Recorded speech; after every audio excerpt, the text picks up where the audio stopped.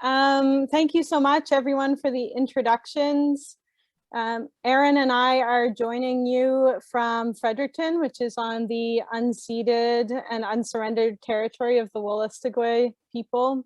And our province is also on the unceded territory of the Mi'kmaq and Passamaquoddy people. And we appreciate Akila taking a moment for all of us today, because it's, the reminder of our history is a difficult time for all of us. We are speaking today about a research project that is underway. As you know, it's called We've Survived Before, and it's about creating an intergenerational program for queer, trans, and non-binary youth here in New Brunswick, and hopefully later across Canada. We appreciate funding from MHRC and NBHRF that makes this possible. Our team consists of more than the three of us who were introduced. We are also partnered with a sociologist at Mount Allison University, Ardath Wynot, with the Canadian Mental Health Association, AIDS New Brunswick, Partners for Youth, and Stell Raven Counseling. And we appreciate all of their work on this project. Erin is going to do the next couple slides. Just let me know when to switch, Erin. Okay, so I'll be starting with the inspiration for our study, and it's about learning from our history of resilience. This quote captures our inspiration quite well, and it comes from Gary Kinsman. It reads, "We need to constantly remind ourselves that we are all engaged in collective practices of survival and find joy, play, and pleasure wherever and whenever we can in doing this. When the situation again allows for it, we must return to the streets and large public assemblies to continue, intensify, and to link together our struggles for justice and dignity with the added wisdom of what we have learned from surviving this crisis." This quote shows the importance of connection and community to continue to fight for our survival. And this quote also demonstrates the link between the AIDS epidemic and the COVID-19 pandemic in our needs and means for survival. We as a research team do not see these illnesses as similar, but rather the social effects of these illnesses, such as fear and isolation, have had similar effects on our communities. And there's a lot to learn from our community's response in those situations throughout history, such as the AIDS epidemic. Erin, you can change the slide. So the objectives of our research study are to identify the mental health needs of queer, trans, and non-binary youth during and following the COVID-19 pandemic, to contribute to the literature on the value of intergenerational connections for queer, trans, and non-binary youth and the LGBTQ elders, and to develop and pilot a mental health program for queer, trans, and non-binary youth. Great. Thank you so much, Erin. So I just wanted to flag for folks who are attending our language shift when we're talking about the two generations. So part of our intergenerational work, or the basis of our work, is recognizing that that language changes quite rapidly in our community. And so you'll see when we refer to youth participants and the youth leadership team, we use the language of queer, trans, and non-binary. And when we're referring to older members of our community, we use LGBTQ+, because it resonates better with members of our community in different generations. Now, that doesn't mean that some folks from our community don't use the other language. It's just sort of to recognize that on average, from the people we spoke to here in New Brunswick and the representatives we have from these communities on the research team, that this language was more comfortable for them. And it's important to recognize that the word queer in particular was a slur, and it's been reclaimed by our community, and we use it very comfortably, at least in my generation and below. But that for some people, it's still a difficult word to hear. And so you'll hear our language switch up a little bit. We're happy to answer questions about how we speak about our community, but that's the reasoning for that. So a few people have contacted me already when they hear about the research because they want to know the effects of COVID-19 on queer, trans, and non-binary youth. We don't have a lot of research about this in Canada yet. We have a lot of anecdotal evidence and lived experience of the pandemic, but certainly there are a few sort of large research institutions that have produced some work that can help us grapple with how this experience has been unique or perhaps intensified for queer, trans, and non-binary youth.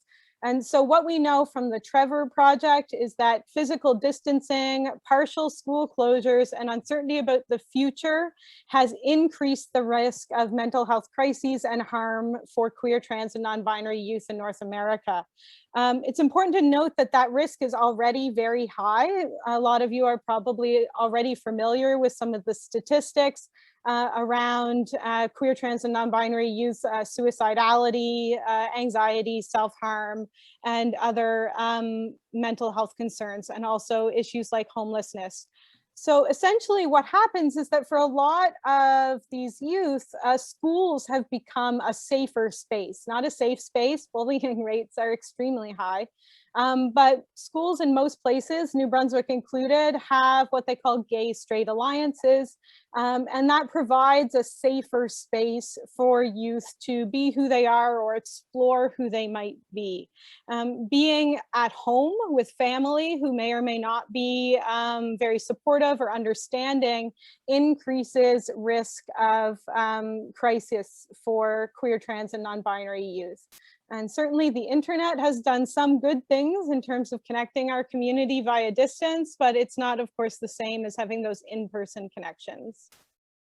The second bullet here is actually about our community overall and not youth, but it suggests, and it's research done in Canada by CMHA, that LGBTQ plus people have reported worse mental health, are 3 times more likely to attempt self-harm, and are misusing cannabis and other substances as a coping mechanism during the pandemic. And so we do know that even older members of our community are really struggling through this time. And this is in comparison to other folks who took part in the survey who would have identified as straight or cisgender. And so the effects are certainly intensified for us. We also are building this based on work that's already been done by other people, of course. And so the Trevor Project has suggested, based on their review of programs, that following and during COVID-19, we need mental health interventions that reestablish social connection, that offer sites for identity affirmation, and create a sense of future resilience. And we are really focused on this idea of the future. If you look up our project, you'll see that it's on a website for our research team called Imagining Futures. And that's because we are actually conducting a number of studies. This is one of them right now that are about what our future can look like as a queer, trans, and non-binary community. And when we speak about resilience, we're using the term to refer to a resilient community. We are resisting the idea that resilience is a personal characteristic, a personality trait, or a responsibility of individuals. And in addition to that, we want to recognize that being connected to our past is part of imagining a future. Many queer, trans, and non-binary youth are, of course, not raised in a queer, trans, and non-binary community, and so may not have an understanding of what the past has been like or how resilient their community has been.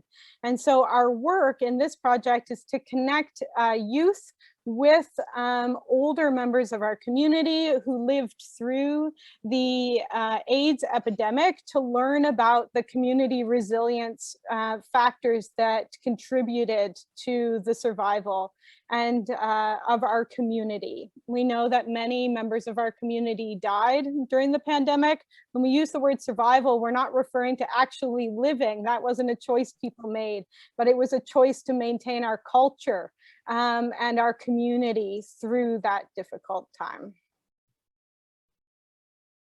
The methodology that we're using for this is anti-oppressive participatory action research. We chose it mostly because, we want to do our work with youth and we want to center youth voices in our project. Most importantly, though, for us, and the reason we pulled this quote from our proposal, is that PAR allows us to counter what we call damage-centered narratives. Some of my work with queer, trans, and non-binary youth, my research work, was actually inspired by my work in our community. And I remember many years ago, and I share this story with permission, a trans youth came to my office and said that they weren't sure if they were trans because they weren't suicidal. And that led to a bunch of writing and reading and eventually to this project, that conversation. Because what we have, the information we have out in the world right now about queer, trans, and non-binary youth is damage centered. It's focused on the effects of oppression and marginalization. And it's really focused on sort of some of the more difficult aspects of being a member of our community. And at this point, it's become so publicly available that it's actually become built into part of the identity of being queer, trans, and non-binary. And it's become over associated with that. And so we hope that our work allows youth to engage in more discussions about the ways in which being queer, trans, and non-binary is a source of strength, of, a source of, a better understanding of what the world could look like. We like to think that being queer gives you more agency in some ways to imagine a different world and a different way of being in the world. And so we're hoping that this methodology allows us as researchers to step back a little bit and to work to create space or hold space for those youth voices. Our study design is two-phased. We're in phase 1 now, and that's why I'm speaking about the proposal and not our results, which we are looking forward to in the next year. In phase 1, we're recruiting 10 to 15 queer, trans, and non-binary youth aged 18 to 20. These folks will form what we call our youth leadership team, and they'll take part in 5 workshops, all held online. In the first workshop, we'll do a meet and greet introduction, pronouns, names. We'll create guidelines for engagement. In the second one, we're leading the youth in a discussion to identify the current mental health needs of their community. And out of that, we'll produce an infographic that will be available on our website and through MHRC. In the third workshop, this is sort of the center of our project. The youth will meet with a group of LGBTQ plus elders who lived through the AIDS epidemic, and they'll have a discussion about history and community resilience and get to learn with those elders. And the folks we've talked to so far who are elder members of our community are really excited too to connect with youth. And so there's certainly benefits for all of the people who are engaging in this project. The fourth part, our workshop, will be a workshop to identify community resilience factors. So just engaging in a conversation about what we learned from workshop 3 and what we can pull out and what we kind of want other people or younger youth to know about what we've learned. And then the 5th is to develop a framework for a pilot mental health intervention.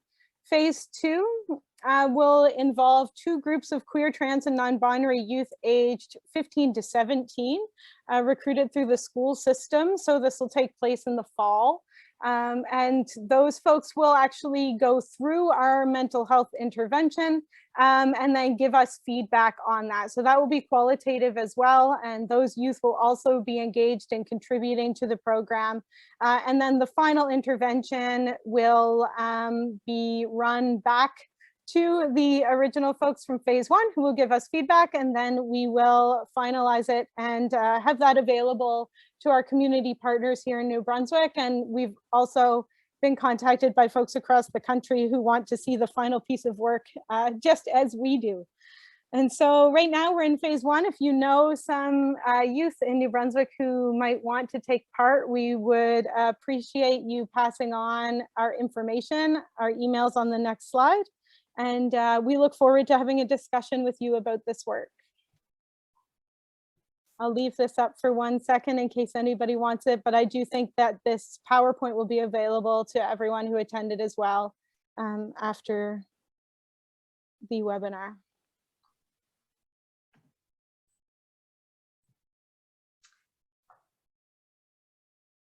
Thank you so much, Erin and Aaron. Very much appreciate you introducing this work to us, and I'm sure that many who are joining us today will very much look forward to hearing the results down the road. And I know Sarah has earmarked that down the road for a presentation, and we look forward to that. I'll kick off with a couple of questions, and Leah, if you have any questions after me before we open the floor. And again, I encourage people to enter questions into the chat. I'll start off with what are some of the challenges of community-based research, and how have you addressed them? Yeah, so I think that for us right now, the biggest challenge is recruitment. And one of the reasons for that is that we are in this sort of COVID time. Usually we'd be out attending events and handing out flyers and putting up posters in places where people socialize, and none of those places exist right now. And so we are working our networks as much as we can to get the information about this study out. One of the other problems too is that, interestingly, marginalized communities such as ours are in some ways under and in some ways over researched. We receive a lot of requests for interviews, and a lot of the projects maybe don't go anywhere or aren't community based. And so there's some sort of hesitance in the community about the research itself. And when we can't be out in public and people can't see who we are and that we're community members and that this work will lead to something tangible, we have an additional challenge of trying to reach the community and gain more trust. And so as big as our team is and as connected as our team is, the recruitment is one of the bigger challenges at this point. Thank you for that. What about ethical concerns? Could you talk a little bit about ethical concerns and how you have addressed them in your work? Yeah, for sure. So of course we went through a research ethics review formally, but for us really the ethical question, there's a couple that are the most challenging. One is that we think that that what you put out in terms of knowledge about the queer, trans, and non-binary community can be picked up in ways that you don't intend it. So we feel a real responsibility for the type of knowledge that we produce and what the consequences of producing that knowledge might be and how that knowledge might be used. And so we take very seriously what we sort of present as a fact or as knowledge that was produced from this work, and we're quite political about what we say and how we say it. The other big part, of course, is the safety of our participants. We know that suicidality and self-harm are very common in our community, and we take that very seriously. So we have quite a bit of language in our consent forms that talks to youth in language they can understand about our commitments to maintaining their safety, and that there are some things that if they share them with us that we do have to breach our usual ethical protocols, and how we would do that and what the consequences of that might be. And we don't refer directly to police. That's part of our process. And so we do, we put all sort of anything that seems risky, any youth who might be in trouble, we send them along to Nathan, who's a certified counselor, so that he can work with them through the issue that they're facing. And we also have some buttons on the forms that we send to youth that they can just click on the button and it sends us an alert that tells us that they're struggling with the project. So there's quite a bit of back-end web building because of the risks that are part of this work. You've clearly thought through that very carefully. Thank you for sharing that. Very important information. A question in the chat. Do you have any strategies to recruit queer, trans, and non-binary participants from rural areas specifically, where a strong LGBTQIA plus community might not exist? Yes, that's a great question. Erin, please cut me off at any point. You just wave if you want to take one on. So that is one of the reasons that we partnered with Partners for Youth, who are a great and quite large nonprofit organization here in New Brunswick. We often forget about rural, queer, trans, and non-binary people. There is this myth a lot of researchers have written about, that we all migrate to urban centers. And of course, youth can't migrate on their own very often. And of course, we exist everywhere. And so Partners for Youth has offices and runs events in all parts of New Brunswick. And so we are sort of depending on their networks to do that. And also many of our members of our research team are connected to people outside of Fredericton, or the city centers, if you can call Fredericton a city, because of the other activism work that they do. Of course, the missing piece of this is that we don't have a French language component. And so that does mean that there are people from some parts of the province who wouldn't be as comfortable taking part. Leah, wave if you have any questions.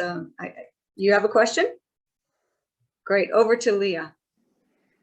You mentioned, Erin, that you're looking forward to having your results. We're all looking forward to that too. So we want to know, what are your plans for what you're going to do with those results? I know, what will we do? Okay, so the actual mental health intervention itself will be developed by the youth. So I can only speak to what it will look like so much, or what we hope it might look like.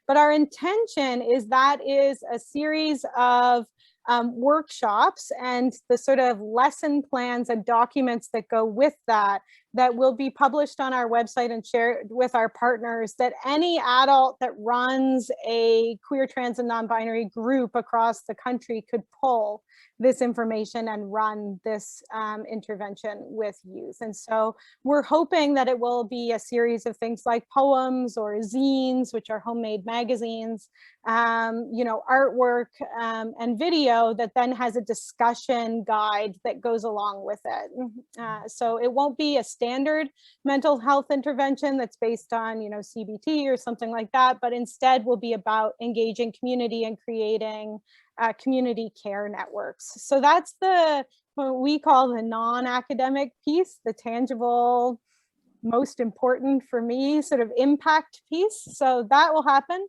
There will, of course, be another grant application, as there always is, to do whatever the next question that pops into our brains is out of this project. We have an ongoing SHIRK project as well that was stalled for the pandemic, so that will take place after this.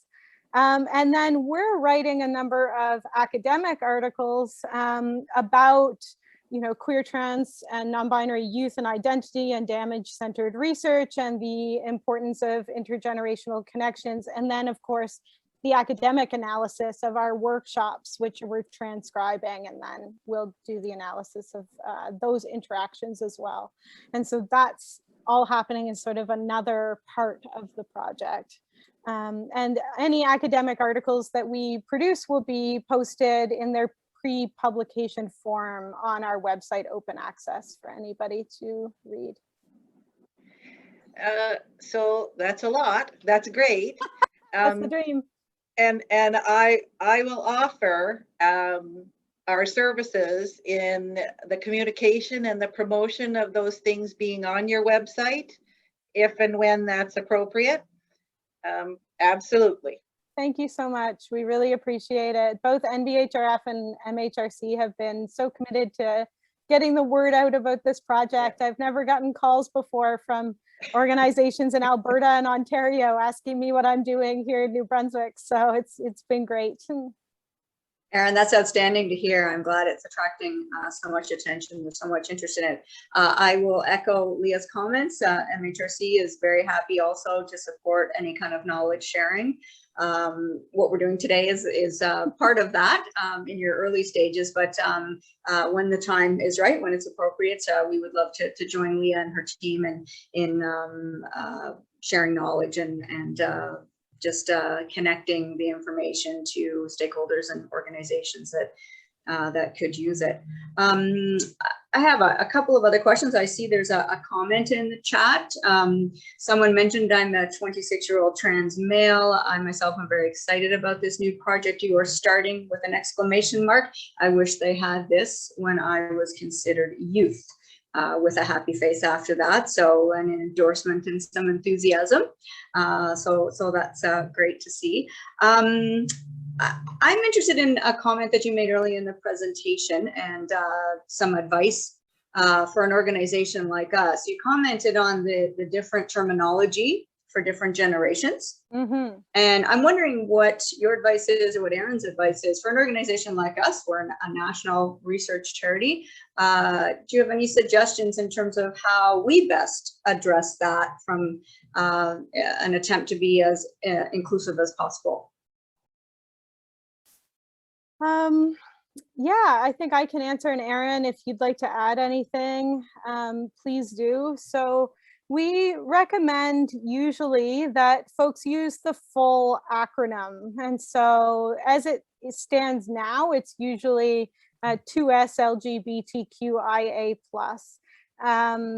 And the shortened acronym LGBTQ+ is used more regularly in presentations where you have to read it repeatedly, or by institutions like government or healthcare institutions, because it's the more standard shortened version. We chose not to use 2S or 2-Spirit for this project because we're not working specifically with Indigenous communities, and we take that work very seriously. We're doing it in the SSHRC project, but not in this one.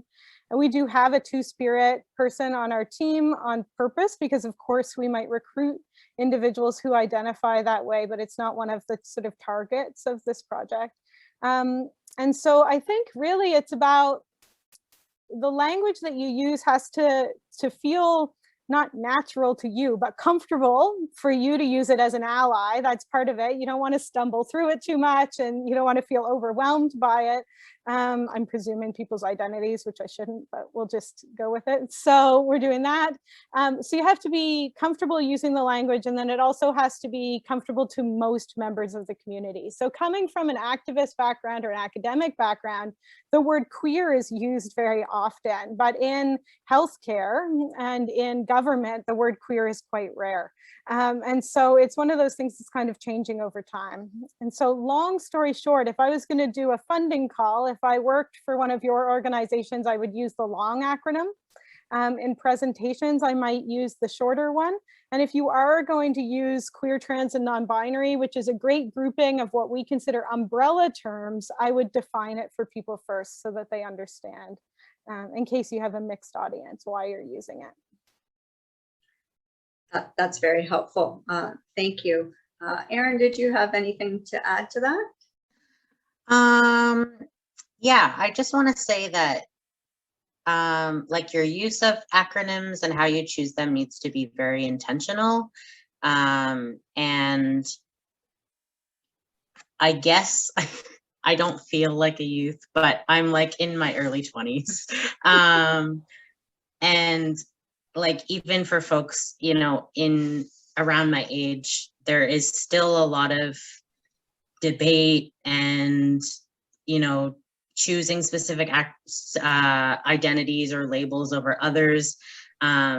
So I think it's also important to remember that, like, regardless of what acronym you choose, not everyone's going to love it. It's not going to fit for everyone, but like making sure that it's intentional and as inclusive as possible should be the priority. That's a good point. It makes it challenging, but that's why I was really interested in the perspectives on that. Last question from me. What are some of the concrete lessons people working with queer and trans youth learn from the research that inspired this study? So what can we sort of take from what we know already? What I think we can take from it is that our work so far hasn't centered what youth need and what they want. It's been mostly driven from, at least the academic work, particularly in sociology and psychology, has been driven from this concern about the dangers that youth face. And I think we know that now, and it's important to know that. And it's those are the statistics that we include in grant applications, because it's important to know what the community is facing and what the harms and risks are. But at this point, I think it's really important that we become more forward-facing or more future-facing and start thinking about strengths and what we need to do to actually make change in the community. And knowing that a lot of the systems that are producing this research, like universities or, psychologists' offices, have not been safe spaces for queer, trans, and non-binary youth. And so we need to shift how we're creating knowledge and how we think about those things. When we're talking about intergenerational work, a lot of the work has been really hope-focused. It's been about sort of, I work with It Gets Better Canada, and so this isn't a criticism, but the idea that framing what I might think as an older queer person is success, sort of this, we call it, this capitalist type of success, that is what people are, what they want and what they should hope for, is quite presumptuous. And so I think instead of creating this idea that like you can hope for being as successful and maybe quote unquote normal as other people, has not helped youth. And instead we need to go to youth and say, what's the future that you imagine? Where do you want us to be, and how can we change the structures and the way that we interact to create that future, instead of trying to get you to fit into ours? Erin, did you want to add anything to that? No. Excellent and very insightful comments. I think we can learn a lot from your work. I'm really looking forward to seeing your results a little bit down the road. I don't think there are any other questions, but I invite anyone to follow up with Sarah. If you registered, obviously you would have a connection point to Sarah, and she certainly would be happy to forward on questions to Erin. I'm sure you'd be happy to answer them, Erin. I just want to, I'll turn over to Leah just before finally closing in case you have any final thoughts, but I just wanted to offer a couple of comments about Mental Health Research Canada. I didn't do that up front. What's very important to us as an organization is a true and authentic engagement of people with lived experience and people who are going to benefit from the research, being actively involved in the research itself, not just by endorsing it, or not just at the end by, commenting on the research results, but true and authentic engagement. That's why we have a model of co-principal investigators, where we require someone in academia and someone in a community setting to work together on research. We find that's a very powerful way to ensure that knowledge that we are investing in partnership with organizations like New Brunswick Health Research Foundation. That's how we ensure that there's a greater likelihood that the knowledge generated is going to be used and applied. Because that's really what we care about at the end of the day, is investing in this work so that it can improve the lives of Canadians. Couple of other things about our work. We co-fund research in various provinces with various partners. We'll be running some more research calls this summer and fall. Sarah's busy at work shaping those with various partners. One of them will be in New Brunswick. We're very excited about that. We also have a commitment to supporting early career researchers to build the pipeline in mental health research. We have a commitment to studentships for the next 3 years, and we will be launching that as well this summer at the national level, and some are province specific. depending on who our partners are. We just launched an Indigenous studentship call on Monday this week for National Indigenous Peoples Day in partnership with the Canadian Women's Foundation. All of this information is available on our website, and Sarah would welcome an email, as would I, if anybody's interested to learn more about us or potentially partner with us. And our last piece of big work is a massive polling project supported by the federal government and many provinces, where we have been polling Canadians to keep our finger on the pulse of the mental health of Canadians during COVID. And we are just receiving data on poll 7. We turn those research reports around in light speed time. The report will be out in market within 2 weeks. And our goal is to provide current and relevant and useful data to stakeholders across the country. We provide the data free, and a portion of the data is available on the homepage of our website, easily searchable by a number of factors. And I encourage you or anyone in your organizations to take a look at that. And we just hope that the data will be useful. And I know there are partners across the country already using it and waiting for the results of poll 7. So that's a quick little snapshot. I think we're about 30 seconds over, but I'd like to just ask Leah if she has any closing words. I just thought of I just had a thought. I guess there are my closing words. When you're talking about, sharing the knowledge and scaling the intervention and the inclusion of everybody anywhere, associated with this community, obviously, I think the parents of the youth are also a very pertinent group. I know if it was me, I'd certainly want to be involved. That's a lovely thought to end on. Again, committed to knowledge sharing, Aaron and Erin.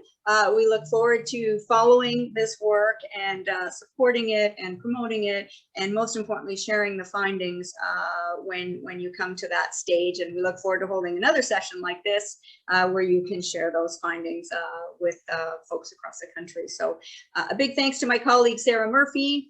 Thank you so much for joining us today, and do reach out if you'd like to learn more about our work or explore partnering with us. And good luck on this important work, Aaron and Erin. I know it's going to be a great success and very well received.